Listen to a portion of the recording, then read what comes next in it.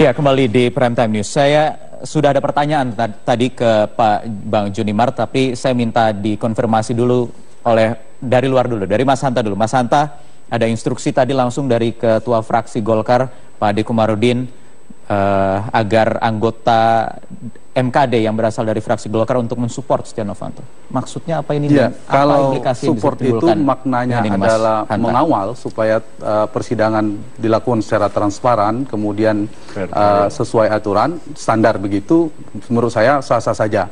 Tetapi kalau misalnya itu bernada intervensi, itu bisa diadukan lagi ke Mahkamah MKD lagi ada di MD3 saya baca.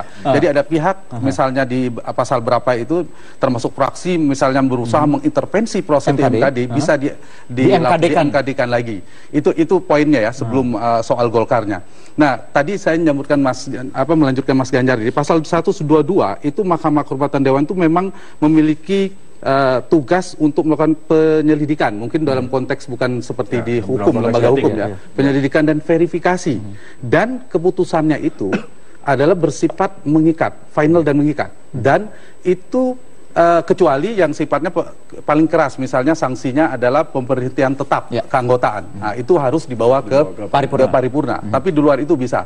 Bahkan jadi kategori yang paling rendah dan sedang masih bisa. Ya, kalau yang teradu misalnya katakanlah Pak Setia Novanto tidak hadir dalam persidangan MKD, tapi MKD punya pembuktian lain, punya saksi yang lain bisa dihadirkan, bahkan MKD bisa membuat keputusan. Jadi kalau misalnya MKD ini bebas intervensi, transparan, betul-betul profesional, menurut saya Pak Junimart dan kawan-kawan itu memang punya ruang yang kalau kita buka di Undang-Undang MD3 itu punya ruang yang cukup tinggi kuat untuk menegakkan kode etik dan norma. Ada penjelasan cukup di sana. Nah, dalam konteks Golkar tadi menurut saya mungkin poinnya di luar soal dimensi hukum, etik dan satu lagi politik.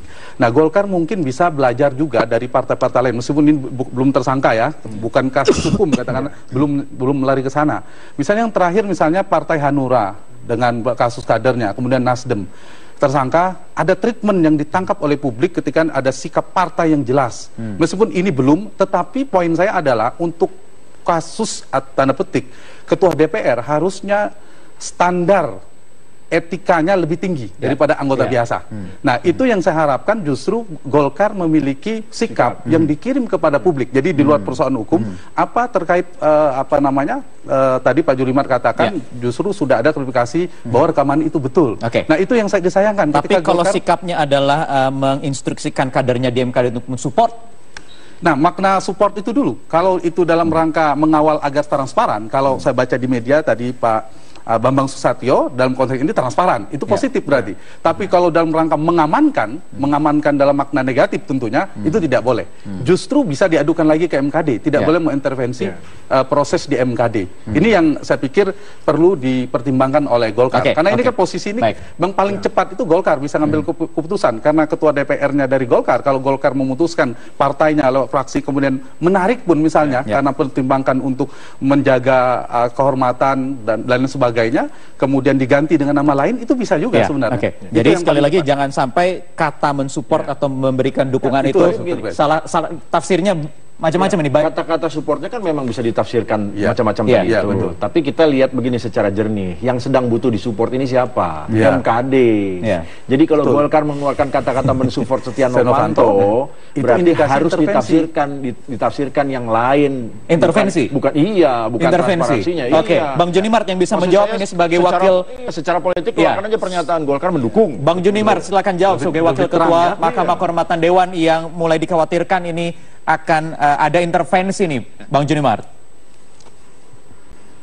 Ya, Mas Wahyu, Bang Ganjar, Bang Handa, ya, di pasal 56 ya secara jelas dan tegas telah diatur bahwa MKD tidak boleh diintervensi oleh siapapun, tidak boleh diintervensi oleh anggota, oleh fraksi, bahkan oleh pimpinan DPR. Ya, MKD itu bekerja secara bebas dan aktif. MKD itu di dalam keputusannya adalah final and binding. Nah, kalaupun misalnya tadi ada statement dari ketua fraksi Golkar yang mengatakan akan mengawal. Pemahaman saya mengawal di sini bahwa betul-betul dari fraksi Golkar akan melakukan pekerjaannya sesuai dengan peraturan DPR nomor 2 tahun 2015 tentang tata beracara. Oleh karena itu, saya juga memintakan tadi di dalam Rapim agar persidangan perkara ini dibuka saja secara terbuka untuk umum, karena memang tata beracara ya membuka peluang untuk itu. Supaya masyarakat Indonesia bisa melihat langsung bagaimana para anggota MKD, para pimpinan MKD di dalam bersidang itu betul-betul menunjukkan bahwa mereka bekerja secara objektif dan transparan. Demikian, Wahyu. Dari mulai penyelidikan sampai nanti pemanggilan pihak-pihak di MKD itu semua terbuka, Bang Joni Mart, ya? Tentu, karena ini kan bukan perkara asusila, Wahyu. Baik. Tapi balik lagi, Bang.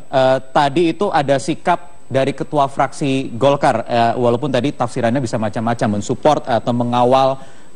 Kalau tadi dikatakan MKD itu tidak boleh diintervensi, tapi ini maknanya ini kan bisa bermacam-macam. Seharusnya kan kalau mau memberikan pengawalan, mensupport atau dukungan kan bukan untuk ke terlapor, tetapi juga ke MKD-nya seharusnya, Bang Joni Mart.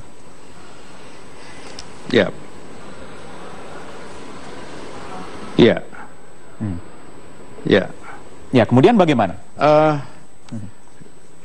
Justru karena itu ya kita ya meminta agar betul-betul MKD ini dikawal di dalam proses pemeriksaan sesuai dengan laporan Pak Sudirman Said. Nah, kalau tentang pertanyaan pemanggilan para saksi, pemanggilan teradu, memang di tata beracara itu ya tidak diatur tentang bagaimana kalau seandainya teradu tidak datang. Yang diatur adalah para saksi kalau sudah dipanggil secara patut tidak datang, maka Mahkamah Kehormatan Dewan bisa meminta bantuan kepolisian untuk memanggil secara paksa. Itu diatur di sana. Nah, bisa itu bagaimana caranya kalau misalnya teradu tidak mau datang? Kalau saksi, tetapi kalau untuk teradu tidak diatur di sana.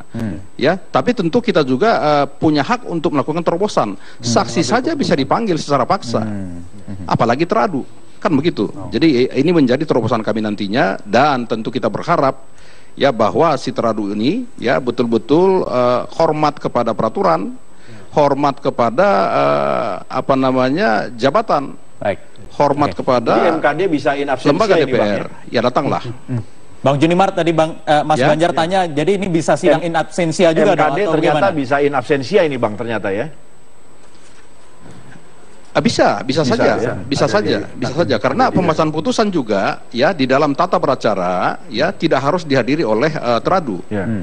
Itu di tata beracara. Dan mungkin perlu digarisbawahi juga, Bang. Akui bahwa perlu digarisbawahi, seandainya yang diundang itu tidak datang, itu menegaskan dugaan terjadinya pelanggaran etik tadi itu. Iya. Memang perkara yang sebelumnya misalnya Donald Trump, saya mengatakan justru kalau misalnya teradu itu ingkar janji, ini bagian dari pelanggaran kode etik. Kan begitu. Tapi satu hal yang kita lupa, masyarakat Indonesia lupa, bahwa apabila seorang anggota DPR sudah pernah diputus bersalah, ringan, sedang, atau berat untuk pemberhentian 3 bulan, maka putusan tersebut menjadi bagian pertimbangan nanti dalam sidang MKD dalam mengambil keputusan.